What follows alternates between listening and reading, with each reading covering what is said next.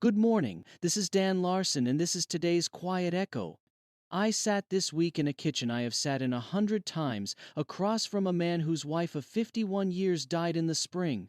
And we talked at first about all the usual things, the ward, the weather, how his grandchildren are getting on. And then he went quiet on me, and he looked over at the empty chair at the end of the table, and he said, I would give anything for one more ordinary Tuesday. Not a trip, not a party, a Tuesday. Her at the sink, me reading the paper, and nothing happening at all. I have not been able to shake it since. I drove home the long way, past the same fields I have driven by for 30 long years, and mostly quit seeing, and I could not stop hearing him. One more ordinary Tuesday, because I know exactly what he means, and I suspect you do too.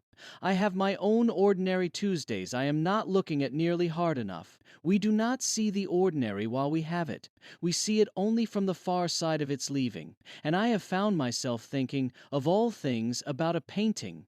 On this very day, back in 1911, a man named Vincenzo Peruggia, a handyman who had once helped build the painting's own protective case, walked into the Louvre in Paris, lifted the Mona Lisa down off the wall, hid it under his coat, and walked out.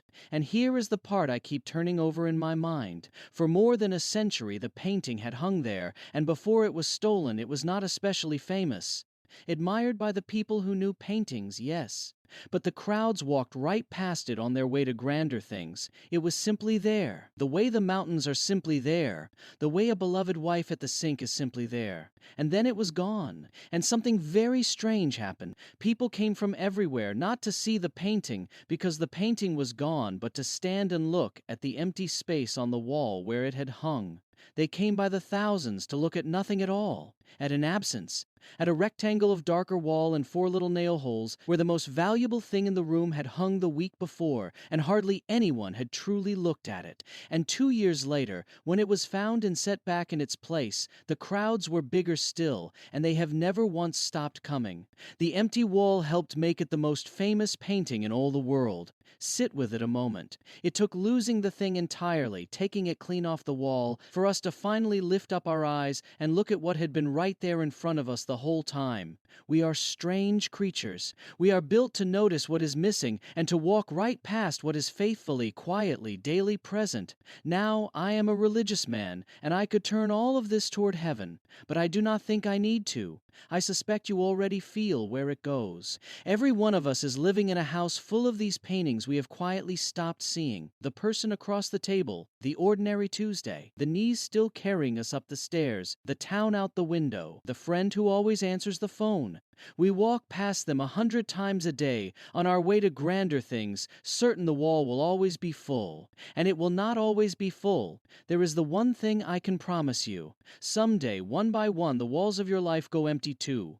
Let me tell you something I have learned sitting at a great many tables like his.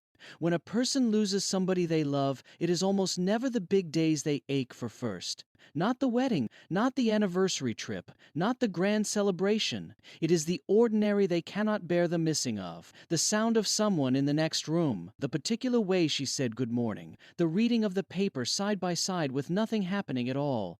And every single time I drive home from one of those kitchens, I look at my own ordinary life a little differently. I look longer at my wife. I linger a moment at the door. I look harder, all of it, while I still can, because I have been shown over and over exactly which parts I will one day give anything to have back. So here is my quiet question for your weekend. What are you walking past? Who is at your table right now, ordinary in yours, whom you have half stopped seeing?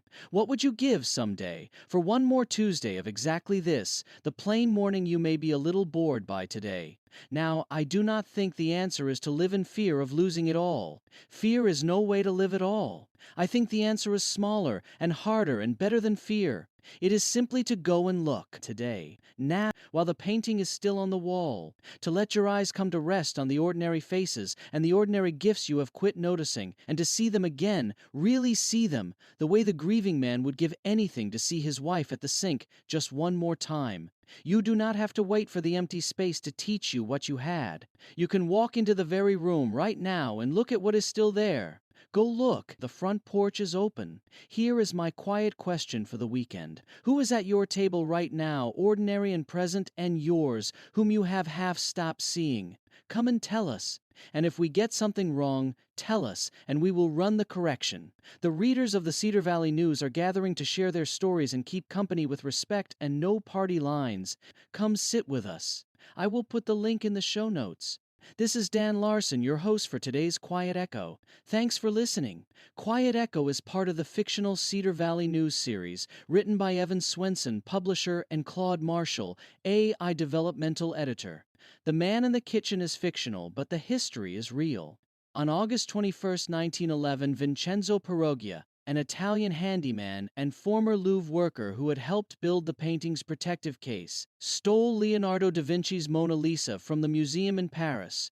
Before the theft, the painting was admired, but not widely famous. During its roughly 2-year absence, crowds came to view the empty space on the wall, and the theft and its coverage helped make it the most famous painting in the world. It was recovered in Florence in December of 1913 and returned to the Louvre in early 1914. Sources include the Library of Congress and the Louvre. You've been listening to the Cedar Valley News Podcast, where small-town voices meet the headlines shaping our world.